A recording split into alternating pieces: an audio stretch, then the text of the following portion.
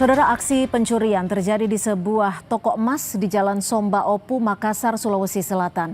Pelaku yang merupakan seorang perempuan ini bahkan sempat membakar toko.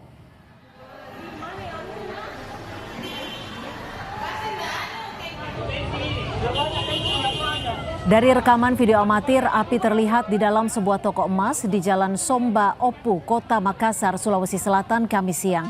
Kobaran api menimbulkan kepanikan. Warga beserta karyawan toko emas berusaha memadamkan api dengan alat seadanya. Menurut saksi, sebelumnya seorang perempuan masuk ke dalam toko seolah-olah hendak membeli emas dan berbicara dengan pegawai toko. Tidak lama berselang, tiba-tiba api muncul dan perempuan tersebut berusaha kabur. Polisi menyebut telah menangkap pelaku. Jam 13.30 ya, setengah 2 waktu Indonesia bagian tengah di salah satu toko emas yang ada di Jalan Somba Opu.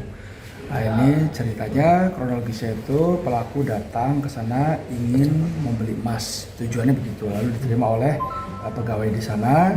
Setelah itu, setelah emas terkumpul dalam satu wadah begitu, nah itu lalu ingin difoto dikirimkan ke suaminya, katanya begitu. Namun sama pemilik ya dicegah dulu begitu ya. Tahu-tahu ini tidak.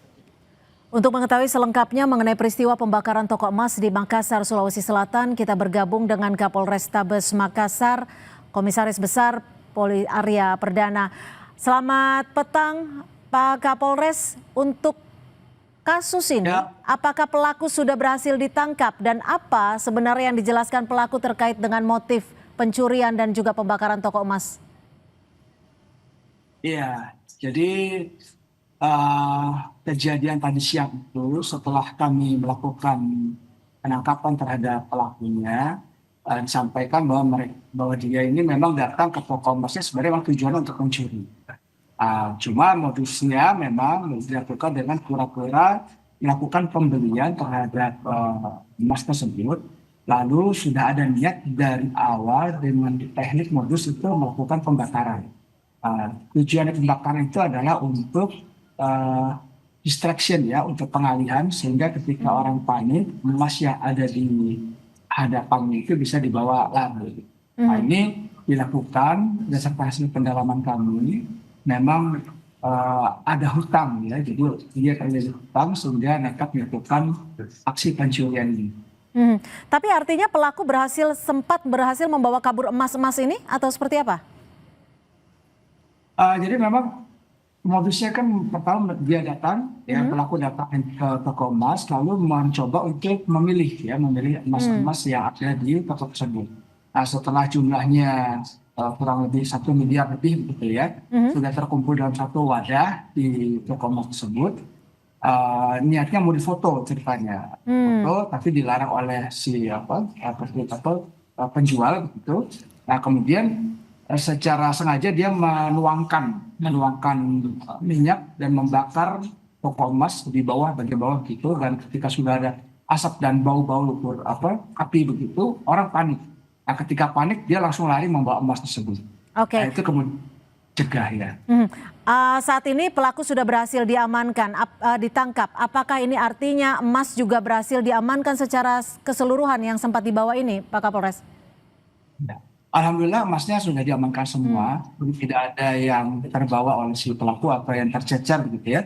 Semua sudah kami amankan dan sementara ini kami sita tapi dititipkan pada pemilik toko emas. Berdasarkan pengakuan dari pelaku, apakah ini tindak kejahatan yang pertama kali ia lakukan atau sudah sempat melakukan tindakan serupa? Ya, jadi memang pelaku awalnya mengatakan bahwa ini baru pertama kali, tapi setelah kami cek kembali, telusuri kembali, ternyata ini adalah yang kedua kali. Nah, jadi pertama memang sudah melakukan di Jeneponto karena ada rekam CCTV, itu berhasil ya, itu dia berhasil membawa sekitar 80 gram emas, tetapi waktu itu belum tertangkap dan ini dilakukan lagi. Nah, dilakukan lagi dan alhamdulillah ini tertangkap sehingga kami sebut ini sebagai kejadian berulang gitu ya. Dan ini proses sesuai dengan undang-undang berlaku. Artinya waktu peristiwa di Jeneponto, pelaku ini sempat buron atau gimana nih, Pak? Buron ya, jadi dengan modus yang sama. Jadi dia juga Cuma waktu itu buron belum tertangkap dan ini sudah dilakukan lagi dengan modus yang sama dengan pembakaran begitu. Dan ini ditangkap sekarang. Untuk alat yang digunakan oleh pelaku, ini apakah benar semacam bom Molotov? Lalu apakah pelaku ini memang bekerja seorang diri atau ada jaringannya, Pak Kapolres? Sampai saat ini yang kami dalami belum ada berkaitan dengan jaringan apapun. Dia memang dilakukan aksinya sendirian. Tapi tidak menutup kemungkinan, maka kami masih melakukan pendalaman terhadap tersangka sampai saat ini. Kami mengecek WhatsApp-nya ya, catatan-catatan di handphonenya, apakah ada keterkaitan dengan pihak lain. Sampai saat ini kami belum menemukan.